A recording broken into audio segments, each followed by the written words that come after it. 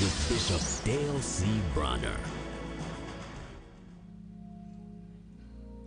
St. John chapter 10. And I'm just going to focus in on one verse today. Verse 10. Familiar verse of scripture here. The thief does not come except to steal and to kill and to destroy. And Jesus said, I have come that they may have life and that they may have it more abundantly, more abundantly, more abundantly. I'm talking today from the subject, living the abundant life. Living the abundant life. The abundant life. Are you getting the most out of your life? I want to ask you some questions that would cause you to think deeper about your life. Because life is made to live fully. Life is made to love deeply. Life is made to laugh heartily. Life is made so that you can learn passionately.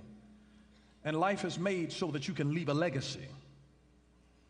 And I want to ask you a few questions here for you to ask yourself to be able to get the most out of your life. Jesus said, I have come that you might have life and have it more abundantly.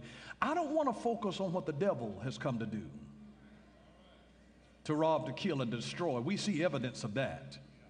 We see that proliferating in the world, in people's lives, in their finances, in their relationships, robbing their dreams, their ambition, their hope, killing their desire for success in God, to be able to do more for the kingdom of God, destroying their reputation, their whole images of who they are, their self-concept, they're destroying their faith in God. We know about the enemy coming to rob, to kill, and to destroy. But I want to focus on what Jesus came to do for us. Is that all right? That is, that we might have life and have it more abundantly. Now, let me tell you something. If you don't have a life outside of the church, you're off balance. Now, I don't mean to insult folks, who are saved, but, I have fun outside of church. If this is the only time you have a little peace and joy, God bless you, but I have a life outside of the church. Jesus said that I have come that you might have life. He didn't say I have come that you might have church. I've come that you might have life. We come to the church to celebrate the life that he gives us outside of the church. We don't come to have church. We are the church. And there ought to be an expression of your living in dynamism and power and effectiveness and joy and peace. Did you know that peace is not the absence of problems? Peace is not the absence of trouble. Peace is not the absence of turmoil. Peace is the result of the presence of God in your life. And so you have God's peace because of his incredible presence in your life. And I just want to ask you some questions to provoke thought, to help you to get more out of your life. You ought to want more. You ought to want more. Jesus said, I've come that you might have life and have it how? More abundantly. More abundantly. So I'm not trying to take anything away from the life that you've already got. This life that we now live, we don't even live it by our own faith. We live it by the faith of the Son of God. Now, here's what this is saying. That if you don't attempt something that is beyond what you can do in your own strength, if you don't reach for something that exceeds your grasp, then your aim is too low. Dr. Martin Luther King had a mentor by the name of Dr. Benjamin Elijah Mays. And Dr. Mays said, it is not failure, but low aim is sin. To him that knoweth to do good and doeth it not. I am so worn out with people who are satisfied with mediocrity. We ought to have a hunger in us for something more. You ought to have a hunger to do more. You ought to have a hunger to experience more. You are not born to inhale and to exhale. Life ought to be lived with vigor and vim and vitality. and enthusiasm, where you wake up in the morning excited about life. Some people's greatest excitement is about TGIF, just living for the weekend.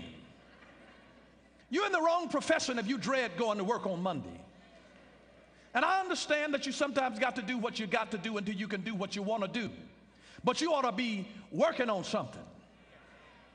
Not just waiting on something, but working on something. You ought to have something in the oven. It's all right for your stomach to be hungry as long as you got something in the oven. As long as I can smell something cooking when I got a strong appetite. But I don't want to be hungry and just sitting around and I've got nothing in the oven. I can hold off as long as I can smell it cooking.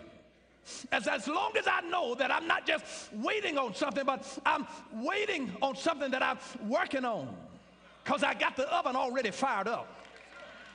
And so there ought to be something that you have in the oven now that you're baking up in your own life. You ought to be working on something. Touch your neighbor, say, I'm working on something. I want you to be able to get more out of your life. This is not it. This is not the totality of your life. This is not it. This is not it. There is more. Somebody say more. You ought to want more joy. You ought to want more peace. You ought to want to do more for the kingdom of God. You ought to want more out of your life. I hope that you get a holy discontent with where you are. Because if you don't get, until you become dissatisfied with where you are, nothing will change. I've taught you before that the first precursor for change must be disgust. Disgust. If you get disgusted with something, you'll never change certain things until you get disgusted with it. Until you become disgusted with the way that things are. I'm sick and tired of just living life, waking up in the morning, trying to make it through the day. Getting enough drugs and that I can make it through the day. Just enough to make it through the week. Just, Lord, just let me hold out to Friday. I mean, how long are we going to do that? Life is designed to be more than just for you to live and come alive on the weekend, party all weekend long, and then dread Monday morning coming around. No. When you are in your destiny, when you step into your place of destiny, you wake up and there ought to be an excitement in your life. Don't just live for the weekend. May I just tell you, that's just too few days out of the year for you to be happy as the weekend, Friday and Saturday. I mean, really, it's too little. Is he not Lord Monday morning? Is he not Lord Tuesday and Wednesday and Thursday? Don't sell yourself short just to be able to live for the weekend. You were created for more than the weekend. And until you become aware of that listen, there is more that is available for me. There's more, there is more. Jesus wants you to have more. He said, I have come that you might have life and have it how? More abundantly. There ought to be enough in the overflow of the abundance of God that he wants to bring into your life. You ought to realize Jesus wants more from me. I hope that you settle that it's not a sin for you to have an appetite for more. Guess who gives you appetite? Celebrate it. Feed the godly appetite. I'm not telling you to feed lust. I'm saying feed a godly appetite that he puts in your heart for more. Feed that. Here's question number one. Who do I love and what am I doing about it? Who do I love and what am I doing about it? Your life is dull, bland, and insipid if you don't have somebody to love. And if that love is only me, myself, and I, what a small package you are. How discontented you are when your whole happiness is based on nobody but little old you. Who do I love and what am I doing about it? If you want to have an abundant life, you got to have somebody to love. I'm just sorry, you've got to have somebody to love. And may I suggest to you that you begin that with loving God with all of your heart, your mind, your soul, and your strength. So that, I mean, it ought to be that if it were not for your love for God, sometimes you wouldn't want to see the next day come. I mean, you know, the folks told God, they said, Lord, if you don't go up with us, we're not going. You ought to be so in love with God that, Lord, if you were to be taken out of my life, I don't even want to live. Be so in love with God. I hope that you have established a strong love for God. Now, when you love God, I want to ask you this question. How do you show it? When you love God, how do you show it? I see some of the worst sinners that say to the Lord, Lord, I love you. Can't nobody tell me, Lord, I don't love you. Well, I'm not saying that you don't love him. I'm just asking you the question, how do you show him that you love him? Jesus said, if you love me, keep my commandments. The question is, how do you show him that you love him? If you want to get more out of life, you got to love somebody. Who do I love, and what am I doing about it? Love is more than just an emotion. Love is a decision. Love is a decision. That's why I don't buy it when you tell me, I just don't love him anymore. We used to be so in love, and he done taking me through so much, so many new changes. I don't even love him anymore. You're talking about a fickle feeling. Love is a decision. I made a decision. I made a decision. It is a decision. It is your decision that keeps you held in the bonds of matrimony. It's your decisions that hold you to your commitment, not your feelings. Because I can show you a whole lot of marriages that have been together for a long time. If they went by their feelings, they would have left a long, long time ago. They would have been done gone. Now, you know, whenever you hear somebody say they've been done gone, they didn't just leave. They've been gone a long time. So who do you love, and what are you doing about it? That's the question. You can never know how much time that you have with the people that you love. You'll never know, because they can go at any time. They can honestly go at any time, just as you can. You don't know how much longer they're going to be here for you to love them, and you don't know how long you're going to be here to love them. And so you must make the most of that time. Let me just remind you that the essence of life is in the quality of your relationships, not the quality of your possessions. The essence of life is in the quality of your relationships, not the quality of your possessions. It doesn't matter what kind of house you live in if you're living with a demon. No matter care how many bathrooms and bedrooms and fireplaces you got, and whether your countertops are granite or marble or plastic. It doesn't even matter when you're living with a demon. What difference does it make what size your rims are and how fine your automobile is if you're riding with a demon? You can't be happy. Who do I love, and what am I doing about it? You know, our children spell love T-I-M-E. T-I-M-E, that's how they spell love. I see some people that claim to be in love, but they don't have any discipline. Discipline without love produces rebels. Discipline without love produces rebels. Love without discipline produces spoiled brats. Love without discipline produces spoiled brats. Touch your neighbor, say, I know some of them. But when you have equal parts of love plus discipline, you get real disciples. Equal parts of love plus discipline, you get real disciples. Real discipleship is about love, love, love, and discipline. It produces real disciples. And let me just tell you this, that if you're not spending time with people that you love, change that. You don't want to live with regret on their deathbed or on yours that you did not spend time with the people that meant the most to you in your life. You know, they have found now that some people are accepting jobs that don't pay as much because they have more time to live their life. What good does it do for you to have to work your fingers to the bone all the time? You don't even have any time to even enjoy your money that you've made by working extra and doing all of this. You've got to be able to spend time with the people that you love. I'm just talking about how to have life and have it more abundantly. You've got to spend time with people that you love. Who do you love, and what are you doing about it? What are you doing about it? I mean, if you're holding a grudge against a family member or friend, let it go and reconcile. Let it go. I mean, if you've done something to hurt a loved one, ask for forgiveness. Drop the pride and simply make up. If you haven't seen them in a while, call them and set up a date to be able to spend some time with them. Never, ever make the situation greater than the relationship. And never cut what you have the power to untie. Don't destroy your relationships. Life, the essence of life is in relationships. You don't want to wind up with money and then you have burned so many bridges and offended so many people that you have nobody to enjoy your money with. It's no fun to go to dinner alone. It's no fun to watch your favorite movie alone. You ought to have a meaningful relationship, somebody that loves you for you. I don't care how quirky you are, how messed up you are, how jacked up, how problematic you are, how much baggage you've got, how much damage that you feel to yourself. You need somebody that will love you for you. Not for what you do for them, that will love you for you. You just need somebody that is in your life because they know your weaknesses and they love you in spite of them.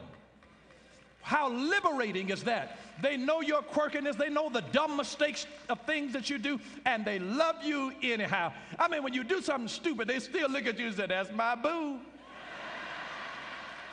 You just need people to celebrate you for who you are. I'm here to tell you that there are more people that die from loneliness and boredom than they do from sickness. More people die from loneliness.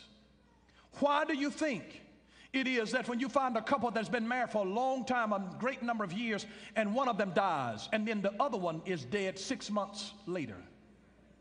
They didn't die from sickness, they died from loneliness. Who do I love, and how do I show it? This is just a question to provoke you into a deeper, more meaningful level of life. It's not even about, when you really love somebody, it's not even about where you are, it's about who you're with.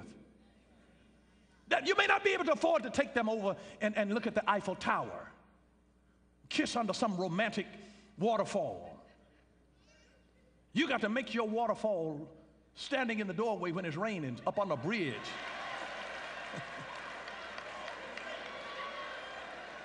It's not even about all of that. It's about who you're with.